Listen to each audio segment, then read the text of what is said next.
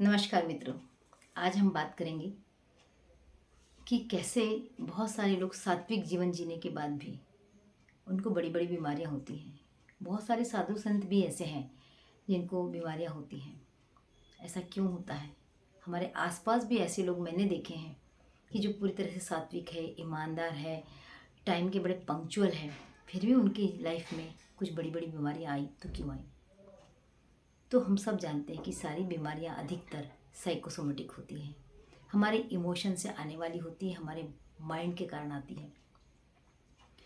तो थोड़ा विश्लेषण करते हैं कि ये ऐसा क्यों हो जाता है।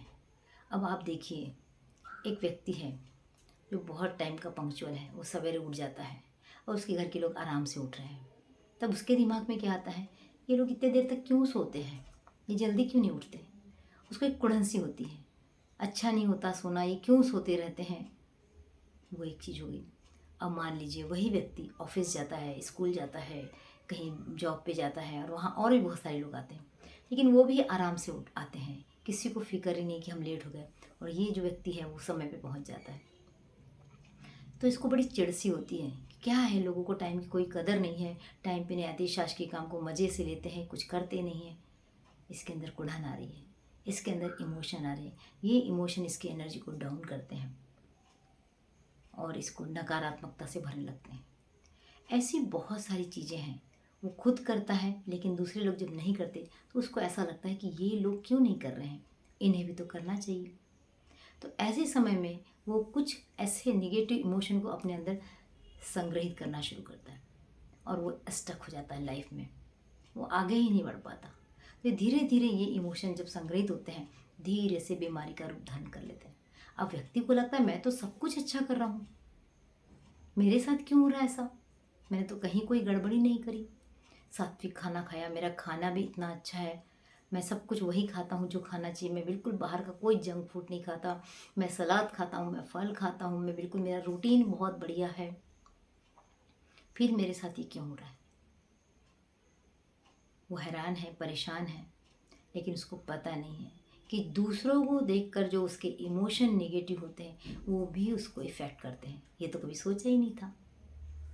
तो ये आदत अपनी बदलनी पड़ेगी, अपने इस इमोशन को हमको बदलना पड़ेगा। कैसे? अपनी एनर्जी हाई रखना है तो दूसरों से चिढ़ना बंद करना पड़ेगा। अब एक और सवाल उठता है कि ये आदत आती क्यों है, क्या कारण है हमारे ऐसे बनने का। तो अगर आप ध्यान से देखेंगे तो ऐसे लोग बहुत परफेक्शनिस्ट होते हैं, उन्हें हर काम बिल्कुल व्यवस्थित चाहिए, जहाँ से निकला वही सामान होना, जिस समय पे जो काम होना वो काम होना। और ऐसे लोग फिर घर के लोगों को भी तो परेशान करते हैं, क्योंकि उनको सहन ही नहीं होता कि ये चीज़ यहाँ से निकाली थी वहाँ क्यों रख दी, चप्पल जूते यहाँ क्यों पड़े हैं, बर्तन ऐसे क्यों जमे हैं, कपड़े ऐसे क्यों जमे हैं। उनका सारा ध्यान इसी बात पे रहता है। वो क्या करते हैं, इस तरह से अपने इमोशन को और निगेटिव बनाते हैं और फिर वो इमोशन जमा होना शुरू होते हैं। एक चीज़ और जो बहुत लोगों में देखने को मिलती है वो ये कि अपने घर की बाइयों से, अपने घर के बच्चों से, अपने पति से अक्सर महिलाएं खड़े रह के काम करवाती, तूने यहाँ क्यों रख दिया, तूने झाड़ू ऐसी क्यों लगाई, तूने वो गमले को हटाया क्यों, तूने ऐसा क्यों किया, तूने वैसा किया।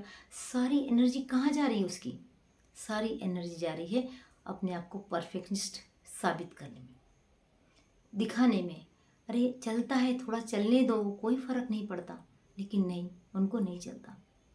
और फिर क्या होता है, जब उनके हिसाब से काम नहीं होता तो उनके अंदर बहुत गुस्सा आता है, बहुत चिड़चिड़ होती है।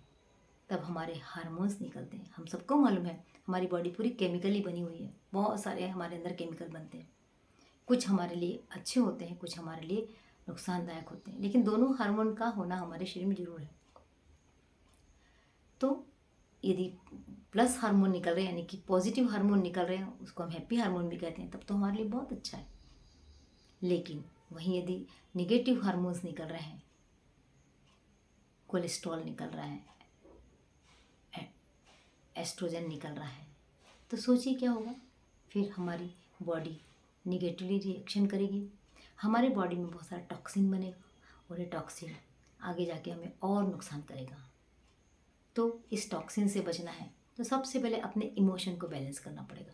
आप कितने भी सात्विक हो जाए, आपका खाना कितना भी अच्छा हो जाए, आपका रूटीन कितना भी अच्छा हो जाए, लेकिन यदि आपको किसी को देखकर आपके इमोशन आपको परेशान कर रहे हैं, आपको इरिटेट कर रहे हैं, आपको गुस्सा दिला रहे हैं, तो ये पक्का जानिए कि आप आगे ग्रो नहीं कर सकते।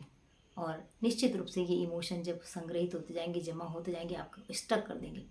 4-6 महीने बाद वो आपको दिखाई देने लगेगी। 4-6 महीने पहले तक तो बॉडी सहन करती रहेगी, फिर वो उभर के सामने आएंगे। कैसे? बीमारी के रूप में आएंगे। आपको पता है फ्रोजन शोल्डर, डायबिटीज़ कैसे होती है?